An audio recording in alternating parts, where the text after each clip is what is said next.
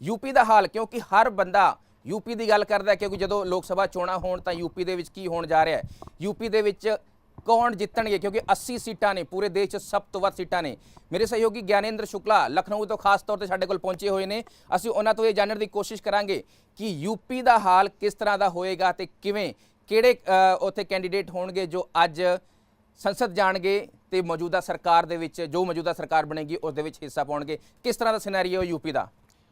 देखिए, बिल्कुल उत्तर प्रदेश के लिए कहा जाता है कि दिल्ली की कुर्सी का जो रास्ता है वो उत्तर प्रदेश से जाता है और जी 80 लोकसभा सीटें हैं। जी और ये इसलिए भी अहम हो जाती हैं कि देश के प्रधानमंत्री खुद एमपी बनने के लिए यहाँ पर उन्होंने मशक्कत की है। जी और वाराणसी की सीट तो है ही है अहम।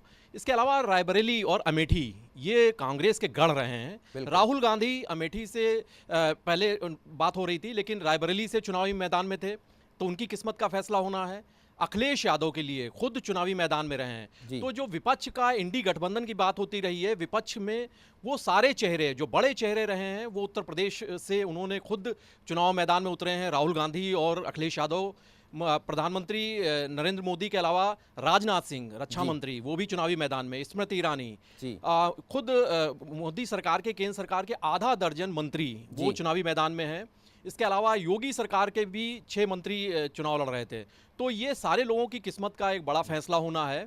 और यहाँ पर सबसे बड़ी बात ये तय होनी है कि बीजेपी ने जिस तरीके से राष्ट्रवाद का, राम मंदिर का मुद्दा उठाया था, जी। इसके अलावा बीजेपी ने एक लाभार्थी वर्ग बना है। और मैं आपको एक और अहम बात बताऊं कि अगर जो अभी एग्जिट पोल आए हैं जिनमें कहा जा रहा है कि बीजेपी 70 के करीब सीट्स की बात हो रही है, जी तो अगर वो ऐसा होता है तो ये बीजेपी के लिए बड़ा गेन होगा। जी। क्योंकि 2014 का जब चुनाव हुआ था तो बीजेपी ने 71 सीटें उत्तर प्रदेश में जीती थी बिल्कुल। और 2 उसके सहयोगी दलों ने जीती जी। थी।